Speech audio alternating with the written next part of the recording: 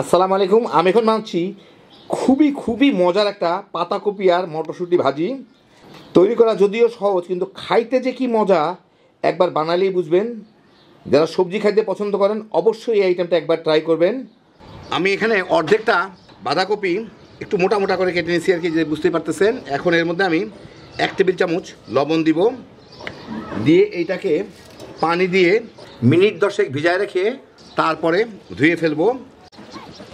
তাহলে পাতাকপি যে অতিরিক্ত পানিটুকু আছে সেই পানিটুকু চলে যাবে। লবণ পানিতে রাখলে কিংবা শুধু লবণ মেখে রাখলেই অতিরিক্ত পানিটুকু চলে যায়, আমার ভাজতে সহজ হবে। এইভাবে রেখে বার 2-1 ধুয়ে নিব। আমি এখানে 2টা টমেটো মাঝারির থেকে একটু বড় আর 2টা কাঁচামরিচ, এগুলোকে ভালো মতো ব্লেন্ড করে নিব।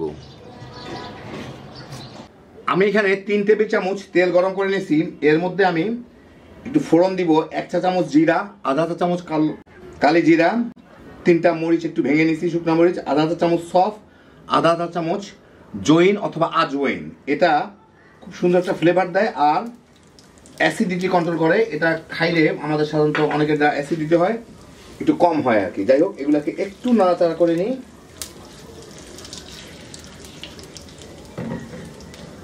এই জৈন কিংবা আজওয়াইন আপনারা যারা মশলা বিক্রি করে ওদের কাছে পাবেন, দেখতে অনেকটা রাঁধুনি মশলার মতোই। যাই হোক, একটু নাড়াচাড়া করে আমি এর মধ্যে দিয়ে দিচ্ছি প্রায় 1 কাপের মতো পেঁয়াজ, একটু মোটা করে ফালি করছি আমি, দিয়ে এখন এর সাথে আমি একটু ভেজে নিব। পেঁয়াজটা একটু হালকা বাদামি দাগ লাগা পর্যন্ত। পেঁয়াজগুলো একটু বাদামি হওয়া শুরু করলে এর মধ্যে আমি দিয়ে দিব 1 টেবিল চামচ আদা রসুন বাটা, দিয়ে এইটাকে একটু নাড়াচাড়া করে নিব যাতে আদা রসুনের কাঁচা গন্ধটা চলে যায়।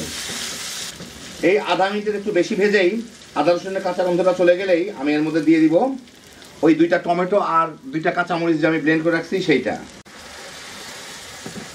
এর সাথে একটু মিশাই দিন, নিলে পুড়ে যাবে। সামান্য একটু পানি দিয়ে ব্লেন্ডারটা ধুয়ে দিয়ে দিলাম, লবণ দিয়ে দিই। এখন এটাকে আমি ভুনে নিব কিছুটা, পানিটুকু শুকায় যাওয়া পর্যন্ত।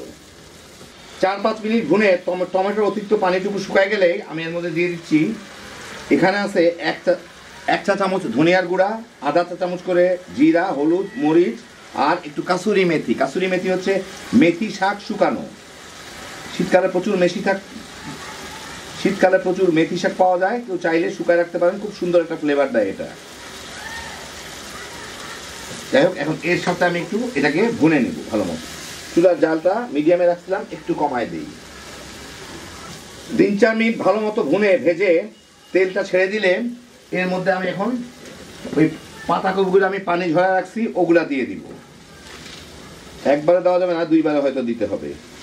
একটু দিয়ে এর সাথে নেড়ে চেড়ে একটু মিশাই নিই, তারপর বাকিটা আবার দিয়ে দিব।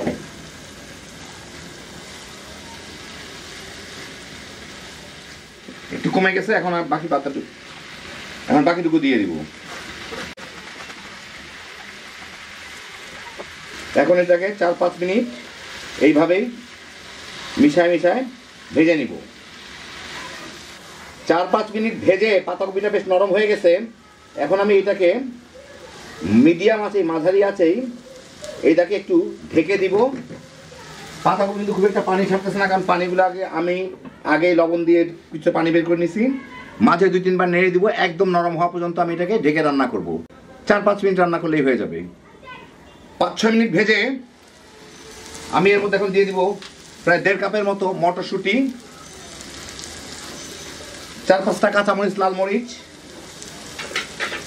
এর সাথে ভালো মতো মিশায় একটু ভেজে নিব। মটরশুঁটি হইতে খুব বেশি সময় লাগে না, সেই জন্য আগে দিলে গলে যাইতো আর ডিসকালার হয়ে যায় বেশি সিদ্ধ হইলে, সেই জন্য এর সাথে মিশায় এই 4-5 মিনিট আমার ভেজে নিলেই হয়ে গেল। আমি ঢেকেই রান্না করব, জলদি হয়ে যাবে। মাঝে 2-4 বার নেড়ে দিব। 4-5 মিনিট জাল দিলাম, কয়েকবার নেড়ে দিছিলাম। মটরশুঁটিগুলো সিদ্ধ হয়ে গেছে। এখন এর মধ্যে আমি দিয়ে দিব কিছু ধনিয়া পাতার কুচি, যার যার স্বাদ মতো। আর এটা একটু শাহি করতে গেলে এর মধ্যে দিতে হবে 1 টেবিল চামচের মতো ঘি। দিয়ে এখন এর সাথে একটু ভালো মতো মিলাই দিই। হয়ে গেল আমার দারুণ মজার পাতাকপি ভাজি মটরশুঁটি দিয়ে, অসাধারণ স্বাদ। আপনাদের আমি একটু বেড়ে দেখাচ্ছি গরমা গরম। এই দেখেন হয়ে গেল আমার দারুণ মজার পাতাকপি আর মটরশুঁটি ভাজি। কি যে মজা এটা খাইতে, একবার বানান তারপরেই বুঝবেন।